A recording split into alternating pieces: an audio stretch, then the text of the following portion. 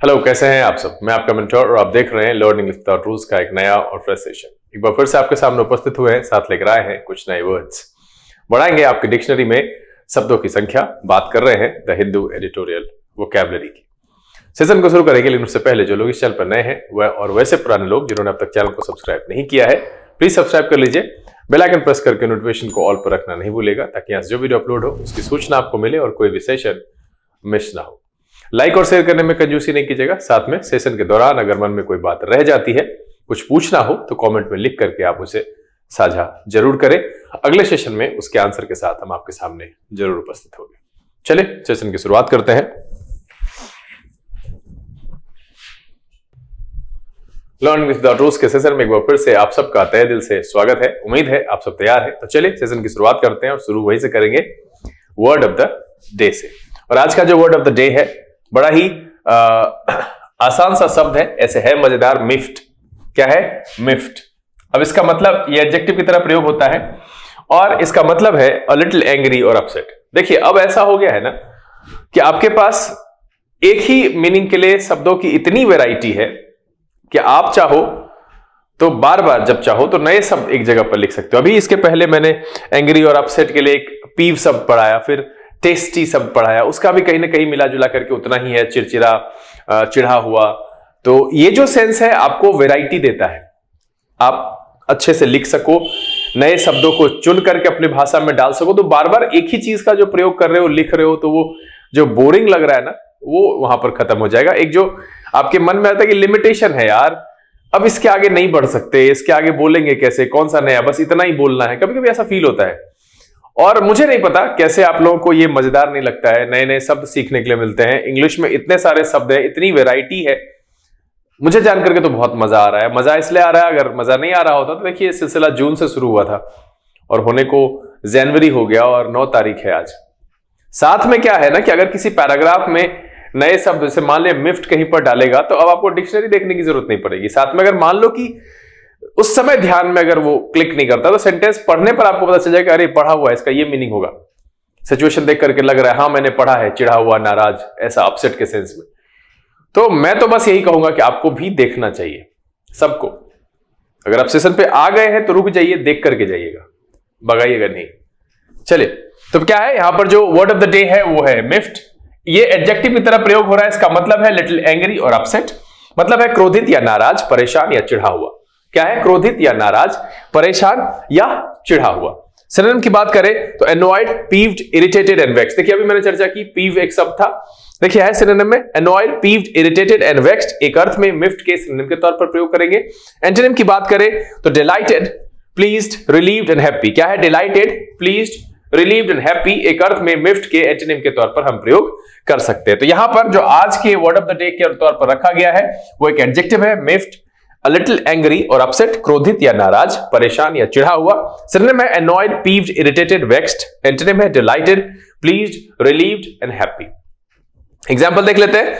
कह रहा है she was miffed when we arrived late to the airport to pick her up। क्या है? she was miffed when we arrived late to the airport to pick her up। तो यहां पर मिफ्ट को आप अपने दैनिक जीवन में इस्तेमाल करिए। परेशान होने, चिढ़ा हुआ होने, क्रोधित या नाराज के सेंस में जो आप ट्रेडिशनल शब्द इस्तेमाल कर रहे थे वो तो आपके पास है ही, अब आप इसको याद करके उसको जहन में रख सकते हैं। चलिए सेशन में आगे बढ़ते हैं और आज का जो पहला शब्द है वो है पेयर। पेयर वर्ब की तरह प्रयोग होता है और इसका मतलब होता है to gradually reduce the size or amount of something. किसी भी चीज का साइज और अमाउंट ग्रेजुअली घटाना, या to remove the thin outer layer of something, किसी का थिन आउटर लेयर हटाना, उसके लिए हम पेयर शब्द का इस्तेमाल करते हैं। मतलब है किसी वस्तु के आकार या मात्रा को धीरे धीरे कम करना या छीलना, इस अर्थ में हम पेयर शब्द का प्रयोग करते हैं।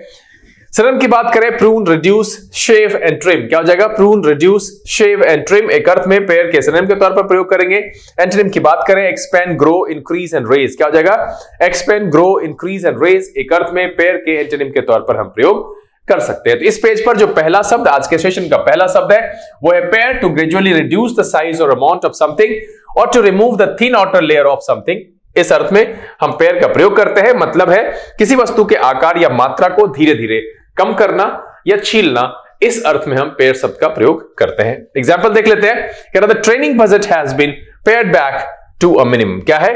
The training budget has been pared back to a minimum. चलिए अगला जो शब्द है वो है श्रॉड. श्रॉड नाउन और वर्ब दोनों तरीके से प्रयोग होता है और इसका मतलब है to cover or hide something, या फिर a cloth or sheet that is put around a dead body before it is buried. मतलब है किसी वस्तु को ढकना या छिपाना, या फिर कफन के अर्थ में भी हम श्रॉड शब्द का प्रयोग करते हैं. मतलब क्या है? To cover or hide something और a cloth or sheet that is put around a dead body before it is buried.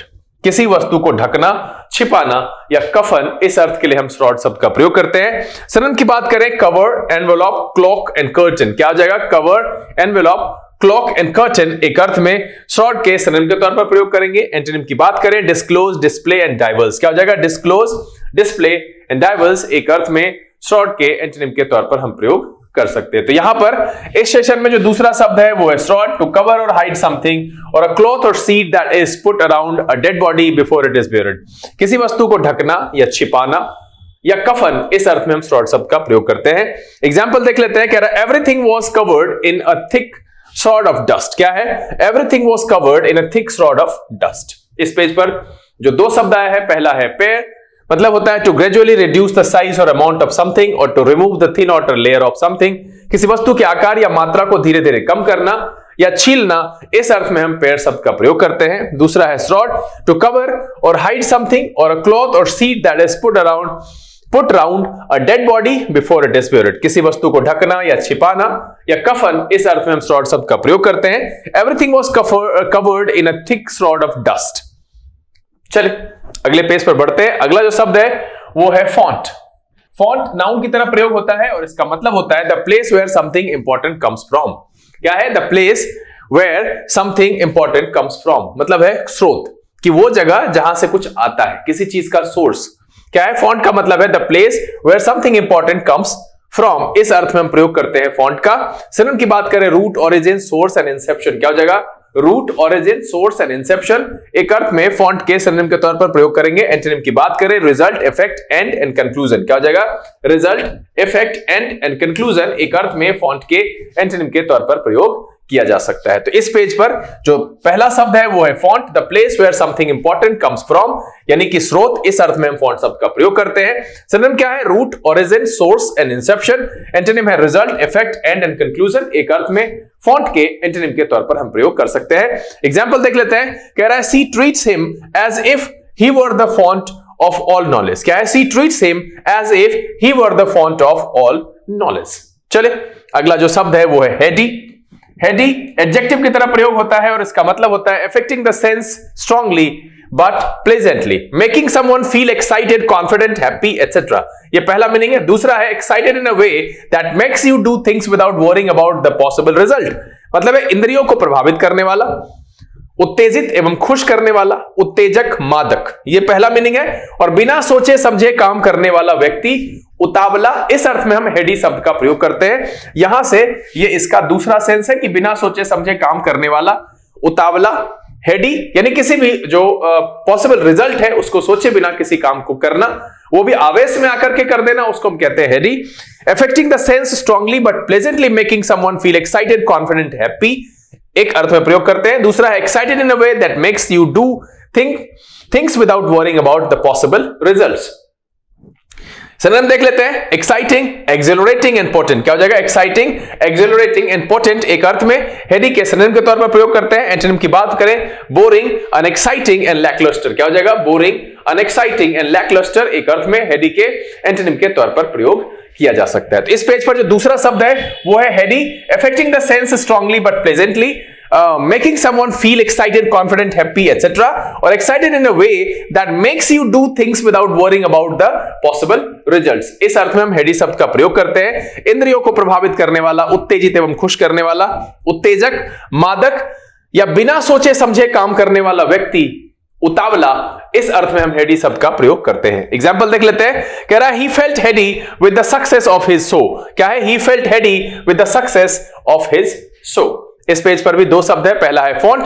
The place where something important comes from.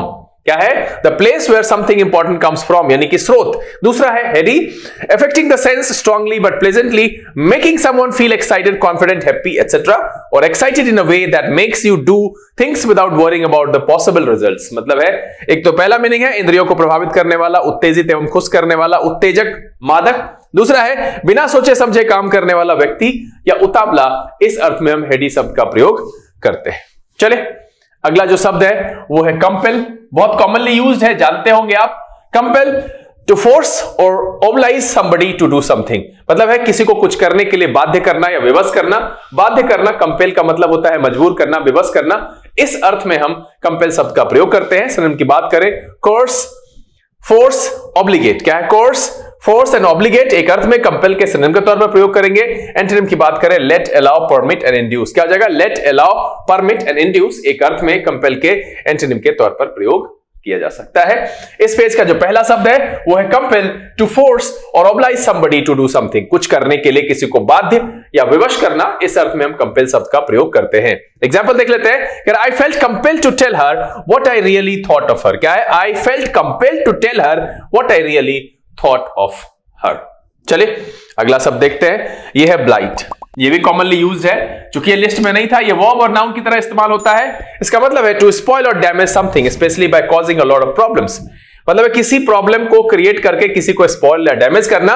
इस अर्थ में हम ब्लाइट का प्रयोग करते हैं। और something that has a bad effect on a situation, a person's life और द एनवायरमेंट, मतलब है विनाश करना, समस्याएं उत्पन्न करके हानि पहुंचाना, हानिकारक प्रभाव या अभिशाप। इस अर्थ में हम ब्लाइट शब्द का प्रयोग करते हैं। सिनोनिम है ruin, wreck, spoil and disrupt. क्या हो जाएगा? Ruin, wreck, spoil and disrupt एक अर्थ में ब्लाइट के सिनोनिम के तौर पर इस्तेमाल करेंगे।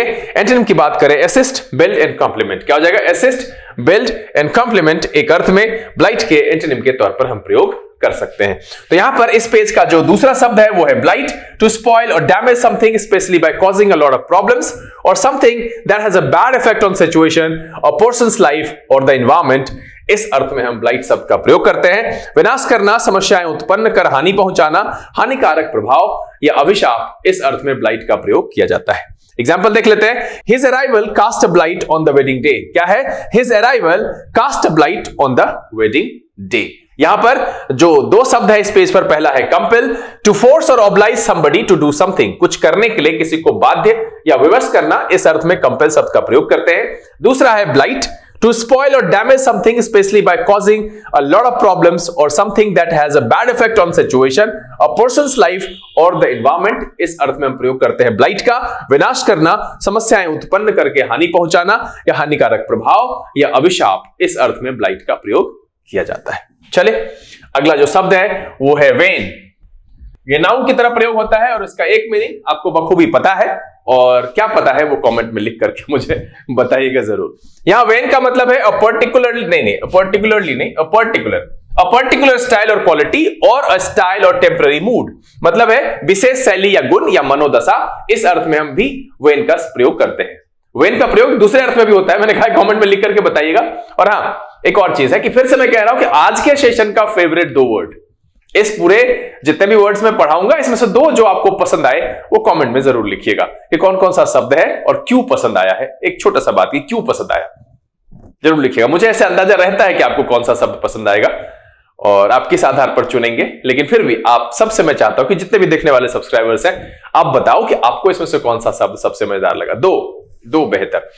तो पहला है वेन, अ पर्टिकुलर स्टाइल और क्वालिटी या स्टाइल और टेम्पररी मूड। इस अर्थ में वेन का प्रयोग करते हैं विशेष शैली या गुण या मनोदशा। इस अर्थ में वेन शब्द का प्रयोग किया जाता है। सिनोनिम की बात करें, ह्यूमर, टेम्पर एंड टेम्परामेंट। क्या हो जाएगा? ह्यूमर, टेम्पर एंड टेम्परामेंट एक अर्थ में वेन के सिनोनिम के तौर पर प्रयोग करेंगे। एंटोनिम की बात करें, एपैथी, इंडिफरेंस एंड इनसेंसिटिविटी। क्या हो जाएगा? एपैथी, इंडिफरेंस एंड इनसेंसिटिविटी एक अर्थ में वेन के एंटोनिम के तौर पर प्रयोग किया जा सकता है।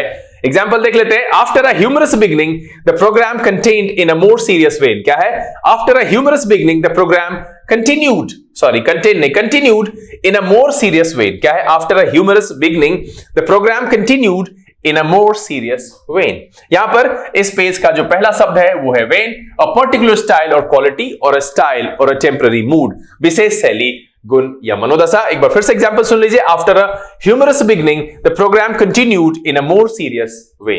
चलिए अगला जो शब्द है वो है ओवरसाइट। ओवरसाइट नाउन की तरह प्रयोग होता है और इसका मतलब है a mistake made because of failure to notice something और responsibility for a job or activity and for making sure it is being done correctly. पहला क्या है कि अ मिस्टेक मेड, किस तरीके से, क्यों मिस्टेक हो गया? Because of failure to notice something, किसी चीज को नोटिस ना कर पाने की वजह से जो भूल हुआ है उसको हम कहते हैं ओवरसाइट। दूसरा क्या है? Responsibility for a job or activity and for making sure it is being done correctly, जिम्मेदारी, निरीक्षण, इस अर्थ में भी ओवरसाइट का प्रयोग किया जाता है। सिनोनिम की बात करें, mistake, error, fault and lapse. क्या हो जाएगा? Mistake, error, fault and lapse. और ये जो मिस्टेक है, ये जो एरर है, अगर आप किसी चीज को नोटिस करने में भूल कर दिए हैं और उस वजह से गलती हुई है, दैट इज कॉल्ड ओवरसाइट, है ना। ये ध्यान रखिएगा। एंटोनिम की बात करें, एक्यूरेसी, प्रिसीजन एंड एग्जैक्टनेस। क्या हो जाएगा? एक्यूरेसी, प्रिसीजन एंड एग्जैक्टनेस एक अर्थ में ओवरसाइट के एंटोनिम के तौर पर प्रयोग करेंगे। एक बार फिर से मैं बता देता हूं, इस पेज का जो दूसरा शब्द है वो है oversight, a mistake made because of failure to notice something, या फिर दूसरा responsibility for a job or activity and for making sure it is being done correctly. भूल, वो भी कैसी? जो कुछ नोटिस न कर पाने की वजह से हुआ हो, वो जिम्मेदारी और निरीक्षण, इस अर्थ में हम ओवरसाइट का प्रयोग करते हैं। एग्जांपल देख लेते हैं। The committee has oversight of finance and general policy. यहां पर जो एग्जांपल है, the committee has oversight of finance and general policy. इस पेज पर भी दो शब्द है। पहला है व्हेन अ पर्टिकुलर स्टाइल और क्वालिटी, या स्टाइल और टेम्पररी मूड, यानी है विशेष शैली या गुण या मनोदशा, इस अर्थ में हम वेन शब्द का प्रयोग करते हैं। दूसरा है oversight, a mistake made because of failure to notice something और responsibility for a job or activity and for making sure it is being done correctly. मतलब है भूल, जिम्मेदारी या निरीक्षण, इस अर्थ में हम ओवरसाइट शब्द का प्रयोग करते हैं। चलिए अगला जो शब्द है वो है शेड। ये नाउन और वर्ब दोनों तरीके से प्रयोग होता है और इसके एक मीनिंग से आप बखूबी वाकिफ है, आपको पता है। नहीं पता होगा तो कमेंट में आप पूछ लीजिएगा, हम बता देंगे। शेड का मतलब है टू गेट रिड ऑफ और remove something that is not wanted, और to lose something because it falls off. क्या है? आप किसी चीज से गेट रिड करते हैं, रिमूव करते हैं उसको क्योंकि वो वांटेड नहीं है, और to lose something because it falls off, मतलब है अवांछित चीज से छुटकारा पाना, गिराना या उतारना, इस अर्थ में हम शेड का प्रयोग करते हैं। सिनोनिम की बात करें, डिस्कार्ड, डिच एंड रिप्यूडिएट। क्या हो जाएगा? डिस्कार्ड, डिच एंड रिप्यूडिएट एक अर्थ में शेड के सिनोनिम के तौर पर प्रयोग करेंगे। एंटोनिम की बात करें, hire, adopt, keep and take on. क्या हो जाएगा? Hire, adopt, keep and take on एक अर्थ में शेड के एंटोनिम के तौर पर प्रयोग किया जा सकता है। इस पेज पर जो पहला शब्द है वो है shed, to get rid of और remove something that is not wanted, और to lose something because it falls off, इस अर्थ में हम शेड का प्रयोग करते हैं। अवांछित चीज से छुटकारा पाना, गिराना या उतारना, इस अर्थ में शेड का प्रयोग किया जाता है। एग्जाम्पल देख लेते हैं। This snake shades it's skin every year. क्या है? This snake shades it's skin every year. चलिए अगला जो शब्द है वो है ह्यूब्रिश। ह्यूब्रिश नाउन की तरह प्रयोग होता है और इसका मतलब होता है अ वे ऑफ टॉकिंग और behaving that is too proud और an extreme and unreasonable feeling of pride and confidence in yourself. मतलब है अक्खरपन, मतलब कुछ इस तरीके से बात करना, व्यवहार करना जो कि बहुत दम्भ भरा हो, है ना। क्या कह रहा है? Behaving that is too proud और an extreme and unreasonable feeling of pride and confidence in yourself, उसके लिए हम ह्यूब्रिस शब्द का प्रयोग करते हैं, अक्खरपन। सिनोनिम की बात करें, arrogance, conceit, pride and vanity. क्या हो जाएगा? Arrogance, conceit, pride and vanity एक अर्थ में ह्यूब्रिस के सिनोनिम के तौर पर प्रयोग करेंगे। एंटोनिम की बात करें, मॉडेस्टी, एल्ट्रुइज्म एंड टिमिडिटी। क्या हो जाएगा? मॉडेस्टी, एल्ट्रुइज्म एंड टिमिडिटी एक अर्थ में ह्यूब्रिस के एंटोनिम के तौर पर प्रयोग कर सकते हैं। इस पेज का जो दूसरा शब्द है वो है hubris, a way of talking और behaving that is too proud, an extreme and unreasonable feeling of pride and confidence in yourself, अक्खरपन, इस अर्थ में प्रयोग किया जाता है ह्यूब्रिस का। Arrogance, conceit, pride, vanity, antonym है मॉडेस्टी, एल्ट्रुइज्म एंड टिमिडिटी।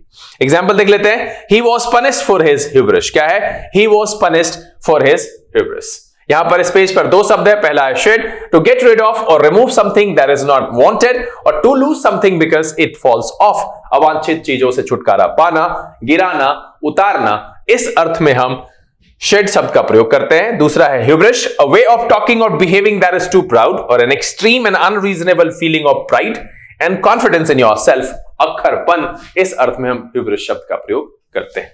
चलिए अगला जो है डायरनल। डायरनल एडजेक्टिव की तरह प्रयोग होता है और इसका मतलब होता है used about animals and birds active during the day और happening over a period of day, मतलब है दिनचर या दैनिक। ये जानवरों और पक्षियों के लिए जो दिन में एक्टिव होते हैं उसके लिए डायरनल शब्द यूज करते हैं, या happening over a period of a day, यानी दिन में जो कुछ होता है उसको हम दैनिक जिसको कहते हैं उसको हम डायरनल भी कहते हैं। सिनोनिम की बात करें daily, everyday, day to day, एक अर्थ में डायरनल के सिनोनिम के तौर पर प्रयोग करेंगे। एंटोनिम की बात करें इर्रेगुलर, अनयूजुअल, वेरिएबल, क्या हो जाएगा इर्रेगुलर, अनयूजुअल, वेरिएबल, एक अर्थ में डायरनल के एंटोनिम के तौर पर हम प्रयोग कर सकते हैं। मैं एक अर्थ बोलता हूं तो एग्जैक्ट होता है, बट संदर्भ के हिसाब से वो एंटोनिम में रखा जा सकता है। चूंकि यहां दैनिक कह रहा है तो इर्रेगुलर, अनयूजुअल एंड वेरिएबल एक अर्थ में डायरनल के एंटोनिम के तौर पर रखा जा सकता है। तो यहां पर जो पहला शब्द है इस पेज का वो है diurnal, used about animals and birds active during the day या फिर happening over a period of day. दिनचर या दैनिक, इस दो अर्थ में हम डायरनल शब्द का प्रयोग करते हैं। एग्जांपल देख लेते हैं। कह रहा है unlike most other bats this species is diurnal. क्या है? Unlike most other bats this species is diurnal. चलिए अगला जो शब्द है वो है क्लिशेड। क्लिशेड एडजेक्टिव की तरह प्रयोग होता है और ये निशान देख रहे हैं ना, इसके बारे में मैंने बताया है। अगर आप सबको नहीं पता है, फिर से जानना है, तो मैं कहा कि आप सब में से अगर 10 लोग पूछेंगे कम से कम, तब हम इस पर वीडियो लेकर के उपस्थित हो जाएंगे कि आखिरकार ये क्या है। और ऐसे अगर किसी को दिक्कत हो जाए, नॉर्मली पूछना है तो आप कमेंट करके पूछिए। सेपरेट वीडियो के लिए कम से कम 10 लोगों की इच्छा होगी तभी हम वीडियो बनाना मेरे लिए वर्थ होगा, नहीं तो फिर वो समय बर्बादी होगी। तो क्लिशेड का यहां उच्चारण ध्यान रखिएगा, ये क्लिच्ड नहीं है, ये है क्लिशेड, और इसका मतलब है showing a lack of originality based on frequently repeated phrases or opinions, मतलब है घिसा पिटा हुआ, एक ही चीज को बार बार बोल रहे, एक ही चीज बार बार यूज कर रहे। वही कह रहा है showing a lack of originality based on frequently repeated phrases or opinions, उसको कहते हैं क्लिशेड। सिनोनिम की बात करें हैकनेड, ट्राइट एंड स्टीरियोटाइप, क्या हो जाएगा हैकनेड, ट्राइट एंड स्टीरियोटाइप एक अर्थ में क्लिशेड के सिनोनिम के तौर पर प्रयोग कर सकते हैं। एंटोनिम की बात करें original, novel, fresh and new, क्या हो जाएगा original, novel, fresh and new एक अर्थ में क्लिशेड के एंटोनिम के तौर पर प्रयोग किया जा सकता है। तो यहां पर जो इस पेज का दूसरा शब्द है वो है clichéd, showing a lack of originality based on frequently repeated phrases or opinions, इस अर्थ में हम प्रयोग करते हैं क्लिशेड का, घिसा पिटा हुआ।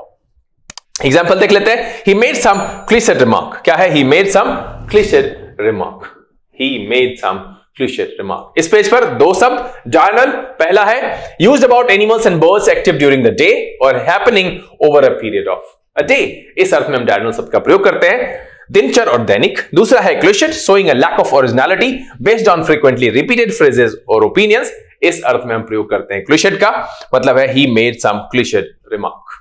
चलिए अगला जो शब्द है वो है प्रेसिडेंस। प्रेसिडेंस नाउन की तरह प्रयोग होता है और इसका मतलब होता है द राइट दैट समवन और something has to come before someone और something else because he she it is more important, मतलब है वरीयता से, प्राथमिकता से किसी अन्य से पहले आने के अधिकार को हम प्रेसिडेंस कहते हैं। क्या कह रहा है कि द राइट दैट समवन और something has to come before someone और something else because he she और इट इज मोर इंपॉर्टेंट, क्योंकि उसको आगे आना है, क्योंकि वो उससे ज्यादा इंपॉर्टेंट है। इस अर्थ में प्रेसिडेंस शब्द का प्रयोग करते हैं। सिनोनिम की बात करें आउटवे, प्रेफरेंस एंड प्रायोरिटी, क्या हो जाएगा आउटवे, प्रेफरेंस एंड प्रायोरिटी एक अर्थ में प्रेसिडेंस के सेम के तौर पर प्रयोग करेंगे। एंटोनिम की बात करें इंफीरियरिटी, लास्ट एंड सबसर्वियंस, क्या हो जाएगा इंफीरियरिटी, लास्ट एंड सबसर्वियंस एक अर्थ में प्रेसिडेंस के एंटोनिम के तौर पर प्रयोग किया जा सकता है। यहां पर इस पेज का जो पहला शब्द है वो है precedence, the right that someone और something has to come before someone और something else because he she और इट इज मोर इंपॉर्टेंट, वरीयता, प्राथमिकता या किसी अन्य से आगे आने का अधिकार, इस अर्थ में हम प्रेसिडेंस शब्द का प्रयोग करते हैं। एग्जांपल देख लेते हैं। कह रहा है in business making a profit seems to take precedence over everything else. In business making a profit seems to take precedence over everything else, बिल्कुल सही है। बिजनेस में अगर आप प्रॉफिट बना रहे हैं तो वो सबसे बड़ी प्राथमिकता है, उसको वरीयता दी जाती है। In business making a profit seems to take precedence over everything else. चलिए अगला जो शब्द है वो है स्ट्रू। स्ट्रू वर्ब की तरह प्रयोग होता है और इसका मतलब होता है to scatter things over a surface और to spread things in a untidy way over a surface, मतलब बिखेरना, आच्छादित करना या फैलाना, इस अर्थ में हम स्ट्रू शब्द का प्रयोग करते हैं। To scatter things over a surface और to spread things in a way in an untidy way over a surface. Strew शब्द का मतलब होता है बिखेरना, आच्छादित करना और फैलाना। सिनोनिम देख लेते हैं। स्कैटर, स्प्रेड एंड डिस्पर्स, क्या हो जाएगा स्कैटर, स्प्रेड एंड डिस्पर्स एक अर्थ में स्ट्रू के सिनोनिम के तौर पर प्रयोग करेंगे। एंटोनिम की बात करें, गैदर, कलेक्ट एंड एक्यूमुलेट। क्या हो जाएगा? गैदर, कलेक्ट एंड एक्यूमुलेट एक अर्थ में स्ट्रू के एंटोनिम के तौर पर प्रयोग किया जा सकता है। तो यहां पर इस पेज का जो दूसरा शब्द है वो है strew, to scatter things over a surface और to spread things in an untidy way over a surface. इस अर्थ में हम स्ट्रू शब्द का प्रयोग करते हैं, बिखेरना, आच्छादित करना या फैलाना। सिनोनिम है स्कैटर, स्प्रेड, डिस्पर्स। एंटोनिम है gather, collect and accumulate. Example देख लेते हैं। The park was strewn with litter after the concert। क्या है? The park was strewn with litter after the concert। चलिए, concert के बाद क्या हो गया? The park was strewn with litter after the concert। यहां पर strew का मतलब है to scatter things over a surface or to spread things in an untidy way over a surface। ये इस पेज का दूसरा शब्द है, बिखेरना, आच्छादित करना, फैलाना। सिनोनिम क्या है? scatter, spread, disperse। एंटोनिम है gather, collect and accumulate। Example देख लेते हैं। The park was strewn with litter after the concert। चलिए, यहां पर जो पहला पेज, इस पेज का जो पहला शब्द था वो था precedence, the right that someone और something has to come before someone और something else because he, she और इट इज मोर इंपॉर्टेंट। मतलब है वरीयता, प्राथमिकता, किसी अन्य से पहले आने का अधिकार। और दूसरा वर्ड क्या है? स्ट्रू, मतलब है बिखेरना, आच्छादित करना और फैलाना। चलिए, अगला जो शब्द है वो है जेलिड। ये एडजेक्टिव की तरह प्रयोग होता है और इसका मतलब होता है आइसी, एक्सट्रीमली कोल्ड और अनफ्रेंडली। मतलब है कि जो बहुत ठंडा हो, बर्फीला हो और नॉट फ्रेंडली के सेंस में हम जेलिड शब्द का प्रयोग करते हैं। सिनोनिम की बात करेंगे, snowy, chilly, glacial and frosty. क्या हो जाएगा? Snowy, chilly, glacial and frosty एक अर्थ में जेलिड के सिनोनिम के तौर पर प्रयोग करेंगे। एंटोनिम की बात करें, warm, hot, torrid and sweltering. क्या हो जाएगा? Warm, hot, torrid and sweltering एक अर्थ में जेलिड के एंटोनिम के तौर पर प्रयोग किया जा सकता है। यहां पर इस पेज पर जो पहला शब्द है वो है जेलिड, आइसी, एक्सट्रीमली कोल्ड और अनफ्रेंडली, बहुत ठंडा या बर्फीला, snowy, chilly, glacial, frosty. Synonym है warm, hot, torrid and sweltering. Antonym है इसका। एग्जांपल देख लेते हैं। कह रहा है gelid air from the Arctic ocean made even the penguins shiver. क्या कह रहा है? Gelid air from the Arctic ocean made even the penguins shiver. चलिए, इस पेज का जो अगला शब्द है वो है लॉजी। लॉजी एडजेक्टिव की तरह प्रयोग होता है और इसका मतलब होता है very bad or used to say that you feel insulted by something. मतलब है एक तो बहुत बुरे के अर्थ में यूज होता है, आप ये कहने के लिए इस्तेमाल कर सकते हो कि आप किसी चीज से इंसल्टेड महसूस कर रहे हो तो भी आप लॉजी कह सकते हो, बहुत बुरा। इस अर्थ में हम लॉजी शब्द का प्रयोग करते हैं। सिनोनिम क्या है? Awful, abysmal and atrocious. क्या हो जाएगा? ऑफुल, एबिशमल, एट्रोसियस लॉजी के सिनोनिम के तौर पर इस्तेमाल करेंगे। एंटोनिम की बात करें, गुड, कॉम्पिटेंट एंड ग्रेट। क्या हो जाएगा? गुड, कॉम्पिटेंट एंड ग्रेट एक अर्थ में लॉजी के एंटोनिम के तौर पर प्रयोग किया जा सकता है। तो इस पेज पर जो दूसरा शब्द है वो है lousy, very bad or used to say that you feel insulted by something, यानी बहुत बुरा। या आप इसको लॉजी उस अर्थ में कह सकते हो कि आप किसी चीज से इंसल्टेड फील कर रहे हो तो आप लॉजी उस अर्थ में भी प्रयोग कर सकते हो। सिनोनिम क्या है? Awful, abysmal and atrocious. Antonym है good, competent and great. Example देख लेते हैं। कह रहा है the city does a lousy job of snow removal. क्या है? The city does a lousy job of snow removal. इस पेज पर जो दो शब्द है, पहला है जेलिड, मतलब होता है आइशी, एक्सट्रीमली कोल्ड और अनफ्रेंडली, बर्फीला, बहुत ठंडा या फिर नॉट फ्रेंडली। इस अर्थ में हम जेलिड का प्रयोग करते हैं। दूसरा है lousy, very bad or used to say that you feel insulted by something, बहुत बुरा। इस अर्थ में हम लॉजी शब्द का प्रयोग करते हैं। चले, अगला जो शब्द है वो है स्पेयरिंग। स्पेयरिंग एडजेक्टिव की तरह प्रयोग होता है और इसका मतलब है using only a little of something या केयरफुल। मतलब है मितव्ययी, कम, किसी वस्तु में अल्प अंश का प्रयोग करते हुए या सावधानी पूर्वक। इस अर्थ में हम स्पेयरिंग शब्द का प्रयोग करते हैं। ये इस पेज का पहला और सेशन का आखिरी शब्द है। स्पेयरिंग का मतलब क्या होता है? Using only a little of something या केयरफुल, मितव्ययी, कम, किसी वस्तु के अल्प अंश का प्रयोग करते हुए या सावधानी पूर्वक। इस अर्थ में हम स्पेयरिंग शब्द का प्रयोग करते हैं। सिनोनिम क्या है? Thrifty, economical and frugal. क्या है? Thrifty, economical and frugal. Antonym है एक्स्ट्रावेगेंट, लैविश एंड वेस्टफुल। क्या है? एक्स्ट्रावेगेंट, लैविश एंड वेस्टफुल एक अर्थ में स्पेयरिंग के एंटोनिम के तौर पर प्रयोग किया जा सकता है। तो यहां पर सेशन का आखिरी शब्द है स्पेयरिंग।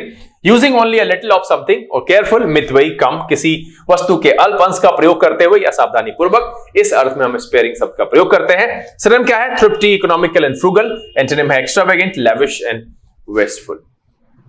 एग्जाम्पल देख लेते हैं। Doctors now advise only sparing use of such creams. क्या है? Doctors now advise only sparing use of such creams. यहां पर सेशन का आखिरी शब्द है sparing. Using only a little of something और केयरफुल, मितव्ययी, कम, किसी वस्तु के अल्प अंश का प्रयोग करते हुए या सावधानी पूर्वक। इस अर्थ में हम स्पेयरिंग शब्द का प्रयोग करते हैं। सेशन में यहां पर वर्ड ऑफ द डे को मिलाते हुए 18 शब्द की समाप्ति हो गई है, लेकिन 2 बोनस और है। 2 इडियम है, पढ़ते चलते हैं। पहला है कॉल द शॉट्स। क्या है कॉल द शॉट्स? ये नाउन नहीं है, ये एक इडियम है। कॉल का फ्रेज कह सकते हैं to be in the position of being able to make the decision that will influence a situation. अधिकार रखना मतलब क्या कह रहा है कि to be in the position मतलब इस पोजीशन में होना, और being able to make the decisions that will influence a situation मतलब है कि इस पोजीशन में होना कि आप किसी जगह पर डिसीजन ले सको जो किसी चीज को इन्फ्लुएंस कर सके, किसी सिचुएशन को इन्फ्लुएंस कर सके, मतलब है अधिकार रखना। You are the boss here, you get to call the shots. क्या है? You are the boss here, you get to call the shots. Call the shots का मतलब है अधिकार रखना, मतलब किसी जगह इस पोजीशन में होना कि आप कोई फैसला लो और वो किसी चीज को इन्फ्लुएंस कर सके, किसी सिचुएशन को इन्फ्लुएंस कर सके। तो यहां पर जो पहला इडियम है call the shots, to be in the position of being able to make the decision that will influence a situation मतलब है अधिकार रखना। दूसरा है पेयर टू द बोन। ठीक है, pare something to the bone, ये भी एक इडियम है। इसका मतलब है to reduce something to a level at which only what is absolutely necessary is left. मतलब है किसी चीज को इस लेवल पे घटा देना कि जितना जरूरी है उतना ही बचे। क्या कह रहा है? To reduce something at to a level at which only what is absolutely necessary is left. मतलब है बहुत ही कम कर देना, मतलब इतना कम कर देना कि सिर्फ अब वो उसको कम करेगा ना तो मतलब आवश्यकता से कम हो जाएगा, एब्सोल्युटली नेसेसरी जो है उससे वो कम हो जाएगा। मतलब है वो समझिए ना कि इतना खाना कि जिसमें खाली पेट भरे, जीवन चल सके, उतना कम। या क्या कह रहा है? Pare something to the bone का मतलब है to reduce something to a level at which only what is absolutely necessary is left. मतलब है कि भैया एकदम पूरा हड्डी तक छू जाए, कोई मांस वांस कुछ नहीं, मतलब चमड़ा ऐसा ऐसा हो जाए शरीर कि पूरा मतलब हड्डी तक पहुंच जाए। Pare something to the bone, अब याद रखने के लिए ऐसे याद रखो ना, सेंस नहीं आ रहा है यहां पर, हम सेंस निकाल के नहीं बता रहे हैं, हम इसके सेशन को अलग से लेकर के आएंगे, तब हम डिटेल में कहानी बताएंगे कि ये कहां से आया, जो इडियम्स एंड फ्रेज। बाकी जो अभी 44-45 एपिसोड है जाकर के देखिए। हाँ 2-250-45 है तो 220 है, बिल्कुल नहीं 225 जाकर देखिए। यहां पर क्या कह रहा है? To reduce something to a level at which only what is absolutely necessary is left, मतलब उतना ही बचे, बहुत कम कर देना जितना कि आवश्यक हो। एग्जांपल देख लेते हैं। कह रहा है the budget has been pared to the bone. क्या है? The budget has been pared to the bone. The budget has been pared to the bone. यहां पर पहला है कॉल द शॉट्स, मतलब है अधिकार रखना, to be in the position of being able to make the decision that will influence a situation, मतलब है कॉल द शॉट्स। दूसरा है pare something to the bone, मतलब है to reduce something to a level at which only what is absolutely necessary is left, मतलब है बहुत कम कर देना। इस अर्थ में इस्तेमाल करते हैं pair something to the bone। और पहला क्या है? call the shots। उम्मीद है कि आज के सेशन में वर्ड ऑफ द डे को मिलाते हुए कुल 17 शब्द, 17 नहीं 18 और 2 इडियम रखे गए। सबको पढ़ करके आपको मजा आया, बहुत कुछ यहां पर सीखने के लिए मिला और सच में ये सेशन पसंद आया। अगर ये वीडियो अच्छा लगा आप इसको लाइक कर दीजिए। अब तक चैनल सब्सक्राइब नहीं किया है तो प्लीज सब्सक्राइब कर लीजिएगा, बेल आइकन प्रेस करके नोटिफिकेशन कॉल पर रखना नहीं भूलेगा, ताकि यहां से जो वीडियो अपलोड हो उसकी सूचना आपको मिले और कोई भी सेशन मिस ना हो। समय यहां से विदा लेने का। बहुत जल्द इस तरह के एपिसोड के साथ फिर आपके सामने उपस्थित होंगे। तब तक के लिए आप घर में रहिए, अपना और अपने परिवारजनों का ख्याल रखिए, खुश रहिए, मस्त रहिए, लेकिन पढ़ते लिखते जरूर रहिएगा। लर्निंग विदाउट रूल्स के से this is BK Singh signing off. Keep reading, keep practising. Thank you, god bless you.